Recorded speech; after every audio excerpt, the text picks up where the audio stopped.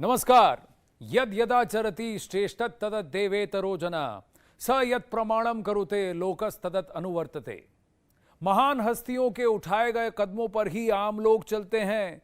जो आदर्श वो समाज में गढ़ते हैं, दुनिया उनको जीवन में उतारने की कोशिश करती है।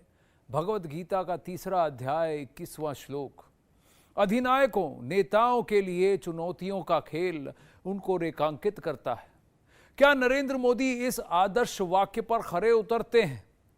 गुजरात का मुख्यमंत्री बनने से लेकर प्रधानमंत्री के 7 साल के कार्यकाल में क्या उनका गवर्नेंस मॉडल यानी शासन करने का तरीका जनता के लिए हितकारी रहा है?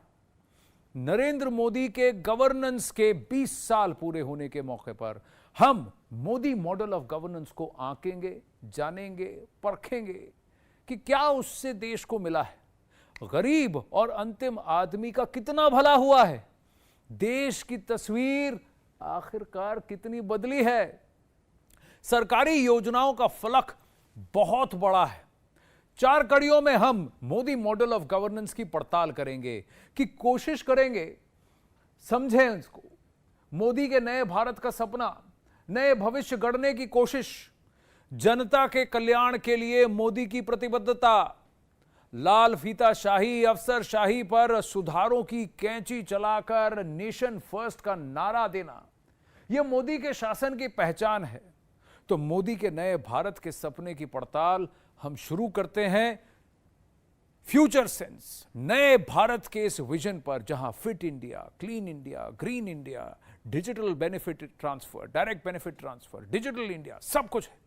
गुजरात के मुख्यमंत्री की कुर्सी संभालने के दौर से ही मोदी का विकास मॉडल डेटा और तकनीक से ही बढ़ा है। उनके शासनकाल में गुजरात को तकनीक आधारित शासन प्रणाली अपनाने के लिए संयुक्त राष्ट्र पुरस्कार भी मिला है। मोदी मॉडल ने उमंग ऐप, कोविन जैसी तकनीक का इस्तेमाल करके गवर्नेंस में बड़ा बदलाव किया है। मोदी का पहला बड़ा लक्ष्य था डिजिटल इंडिया, और यह बदलाव उससे ही संभव हुआ।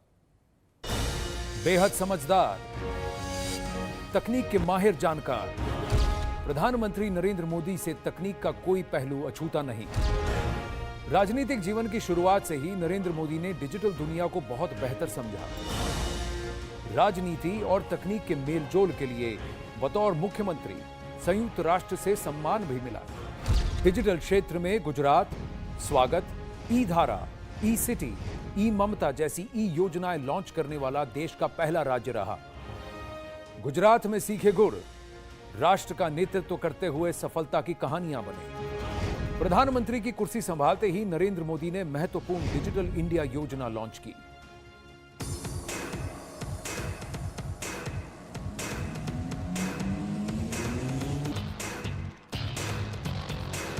और यहां से ई गवर्नेंस मिशन की नींव पड़ी।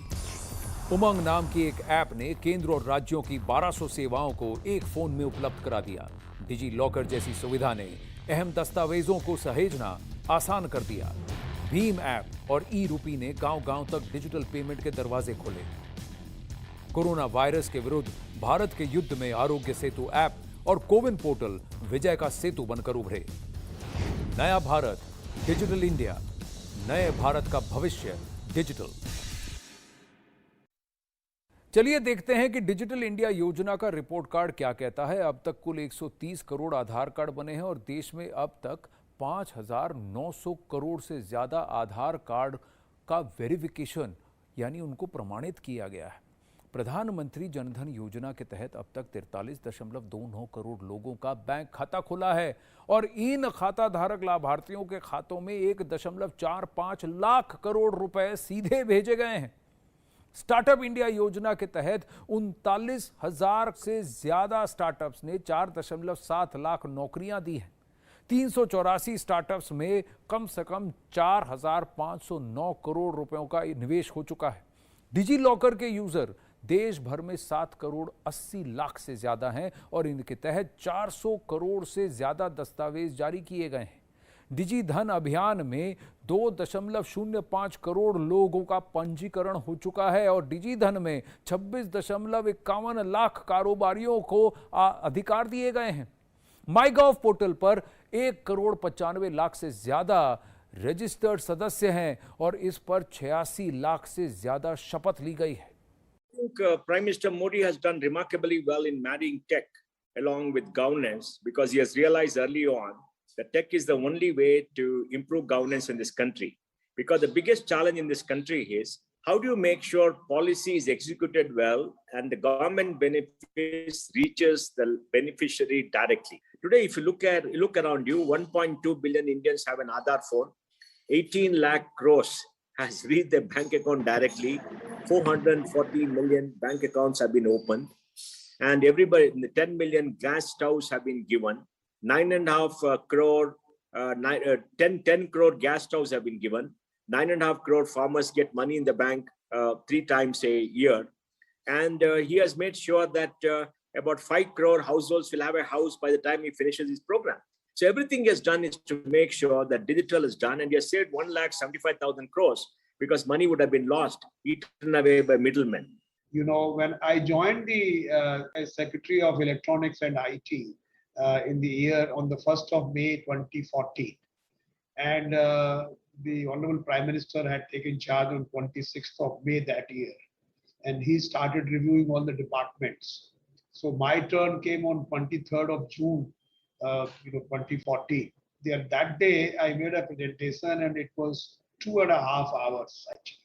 I took a chance and a risk to tell the Honorable Prime Minister that Sir, Aadhaar is one project which is really transformative, and it will save us. We have spent just about 9,000 crores or 8,000 crores on Aadhaar, but it has the potential to save a minimum of 50,000 crores every year. Just by ensuring deduplication of the beneficiaries and other things. So the Prime Minister listened to it. Modi सरकार के सबसे बड़े कदमों में है जन कल्याणकारी योजनाओं का लाभ सीधे जनता तक पहुंचाना, सिस्टम में बन चुके भ्रष्टाचार के वो छेद बंद करना जिनके जरिए जनता का पैसा बिचौलियों की जेब में जाता रहा। ऐसा करने में मोदी सरकार कामयाब रही और ये उसकी बड़ी उपलब्धियों में से एक है। एक नजर डालते हैं डायरेक्ट बेनिफिट ट्रांसफर स्कीम पर, जिसने जन का धन सीधे उसके हाथों में पहुंचाया।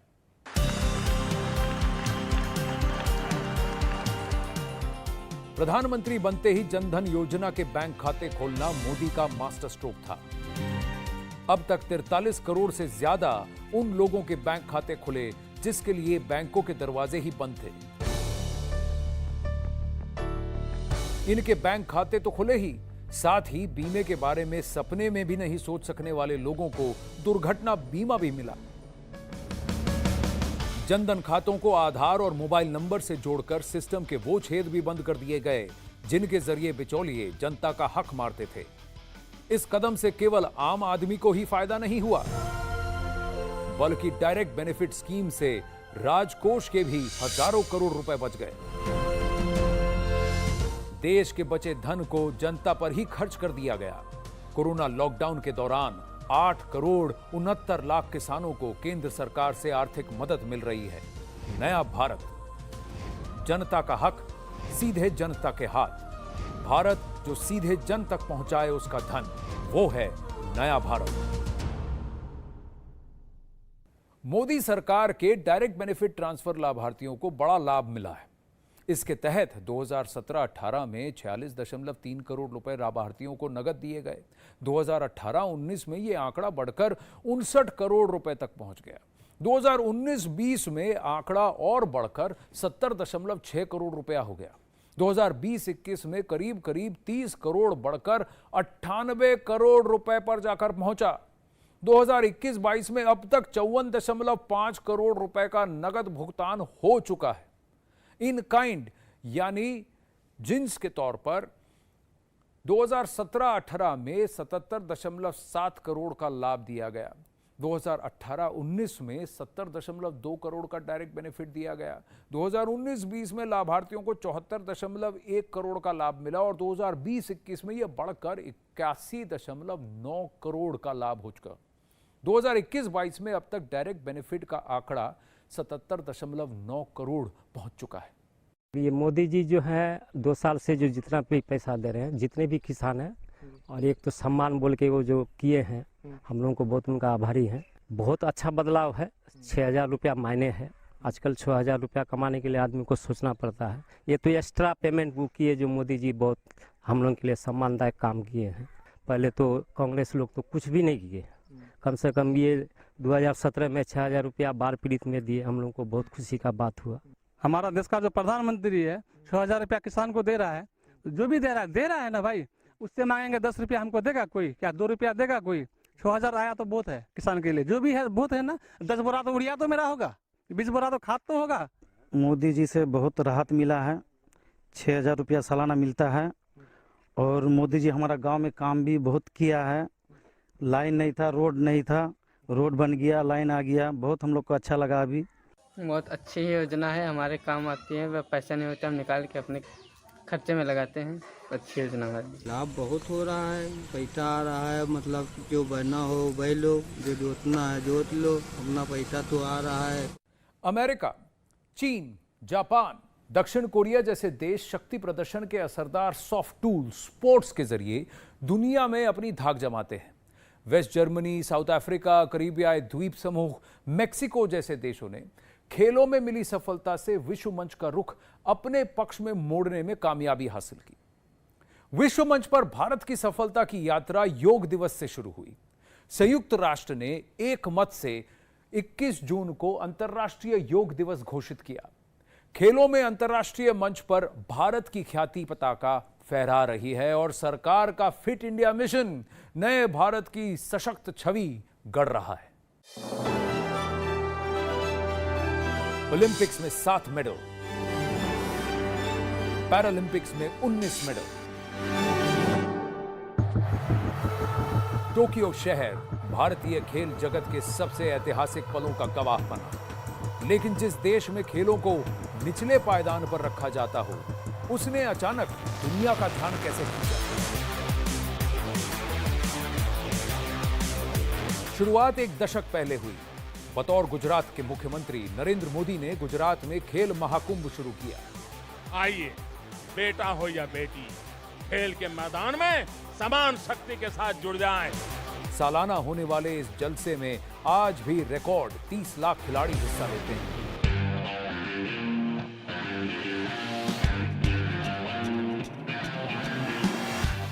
छह साल बाद प्रधानमंत्री नरेंद्र मोदी के हाथों यही खेल महाकुंभ खेलो इंडिया यूथ गेम्स योजना की नींव बना, जिसका मकसद है ज्यादा से ज्यादा लोगों की खेलों में भागीदारी बढ़ाना।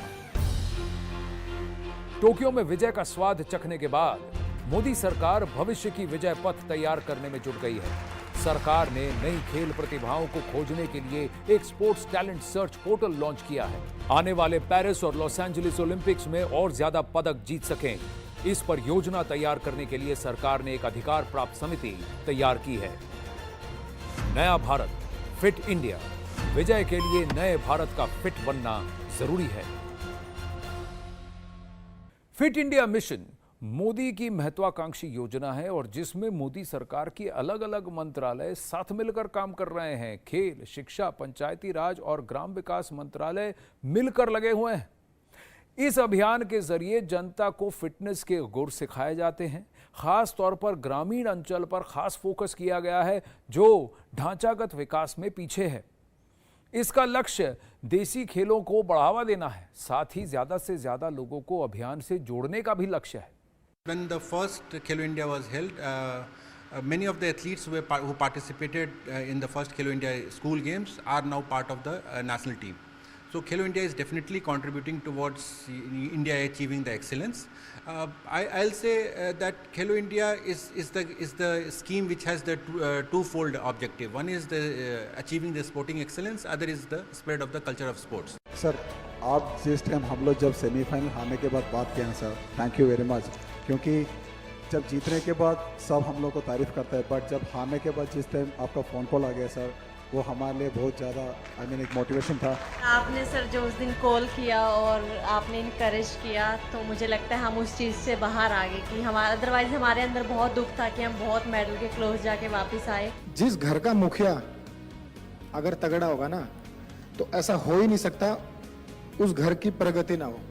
तो सर मैं वही चीज़ आपसे रिलेट करता हूँ कि सर हमारे देश का मुखिया ऐसा है ना कि ऐसा लगता है जैसे बच्चे स्कूल में फील नहीं करते अगर उनका बच्चा अगर पिताजी टीचर हो तो मेरा पिताजी टीचर है, तो मतलब हमें ऐसे फील होता है कि जैसे कि हाँ हमारे पीछे कोई खड़ा है कि हाँ आप देख लेंगे किसी को भी।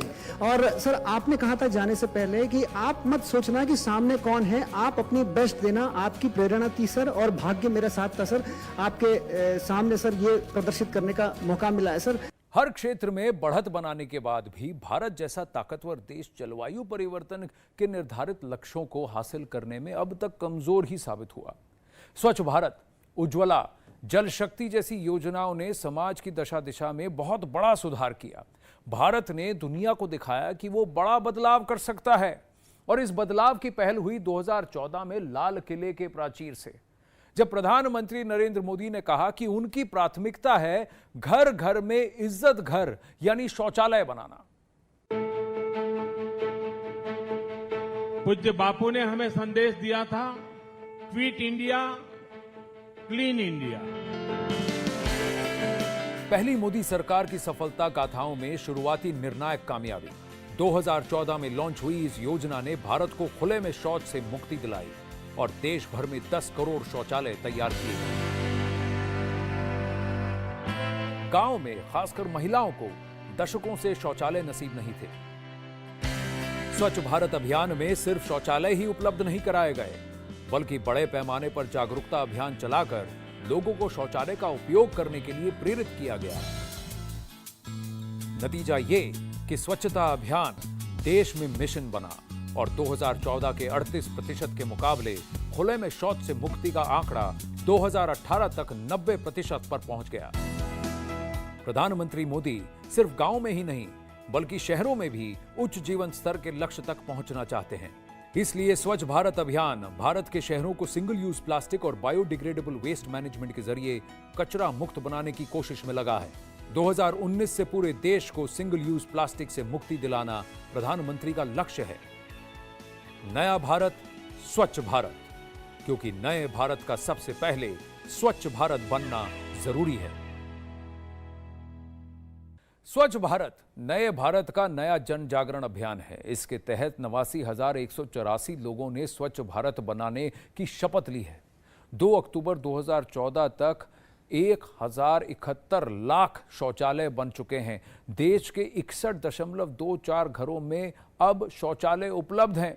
2021-22 में 4,76,031 शौचालय अब तक बन चुके हैं। देश के 711 जिले खुले में शौच से मुक्त हो चुके हैं और देश के 6,03,000 से ज्यादा गांव खुले में शौच से मुक्त हो चुके हैं।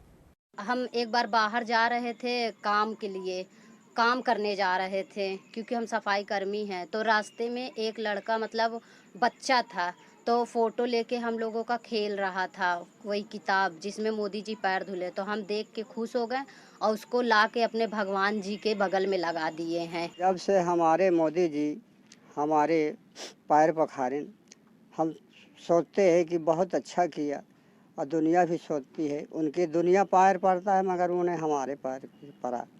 जलवायु परिवर्तन में अपना उत्सर्जन घटाना भारत का लक्ष्य है। सबसे ज्यादा आबादी वाले दुनिया के दूसरे देश भारत पर पश्चिमी देशों के मुकाबले ज्यादा तेजी से ग्रीन फ्यूल का इस्तेमाल बढ़ाने का दबाव भी है। मोदी मॉडल ने इस चुनौती से भी निपटने का रास्ता तैयार किया।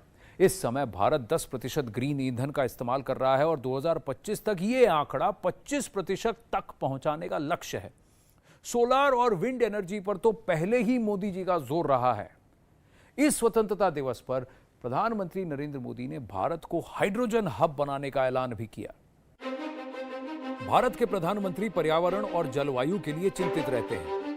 2013 में गुजरात पहला राज्य था जिसने जलवायु परिवर्तन पर अलग विभाग बनाया। मोदी गांधीनगर से प्रधानमंत्री बनकर दिल्ली पहुंचे तो पर्यावरण के लिए उनकी प्रतिबद्धता का फलक भी बड़ा हो गया।